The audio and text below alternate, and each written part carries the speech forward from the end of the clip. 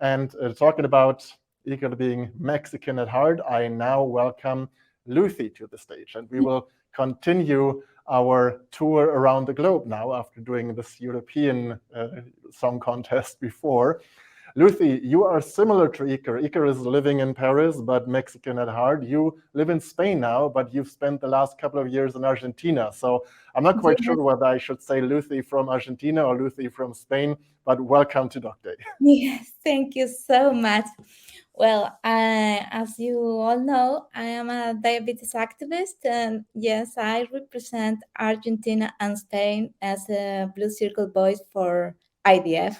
I am a dedoc voice, and I think it is really important that we all work together. So it is good to talk about all countries because no matter where we are, we all live with diabetes, do have the same needs, and must work together for sure.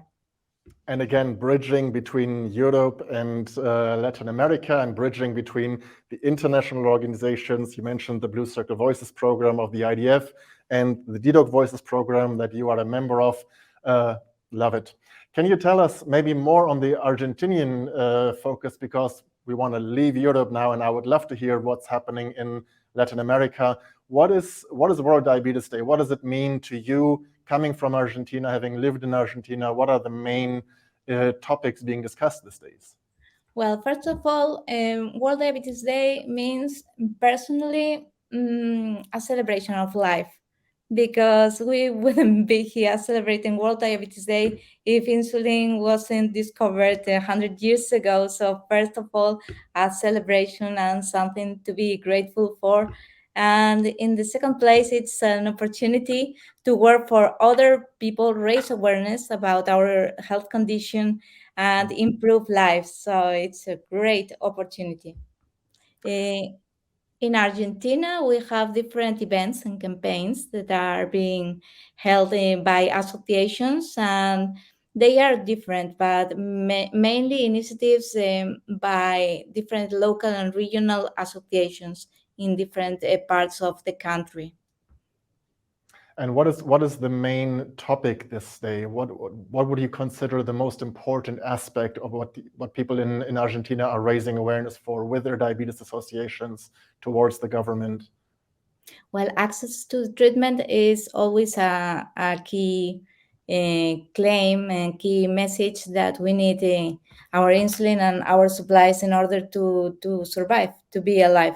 So that's always something very important also these days. And in Argentina, there is a diabetes law, but it isn't always complied with because it needs a lot of information. It needs a development legislation that is not out there yet when it should. And also other topics have been brought to the table, such as seeing the person, not just the diabetes. We are people living with diabetes, not diabetes living with a person, if that makes sense. That relates to the Language Matters movement, and I know it's been a great paper published for the Spanish language. We, by the way, in Germany, just a couple of days ago, released the first German or the first Language Matters position paper for the German language, not only for Germany, but for all the other countries as well, where German is being spoken. So yes, congratulations on that. You beat us to that, but it's great also that it's available for so many countries where Spanish is, of course, the main language. But I want to get back to one point you said. You said access to diabetes treatment is one of the main things in Argentina. So I guess that also shows that the economic crisis, I know, has hit your country and all of Latin America quite hard. So it's moving back a little bit, where maybe education is something that is, of course, super important, peer support, psychological support, etc. But when the economic situation and the healthcare system is being shaken, then it goes back to the more basic needs, maybe, which is the treatment itself. Is that right? Absolutely. Besides, having access to technology in Argentina, it's still a luxury despite the law. I think I heard about a study some years ago comparing Argentina to Germany, in Germany, something like the 98% of people with type 1 diabetes could have access to technology to treat their condition, while in Argentina, it was something like the 2% of the total of the people. And it's it's a really big country, and well, that should not happen. Yes.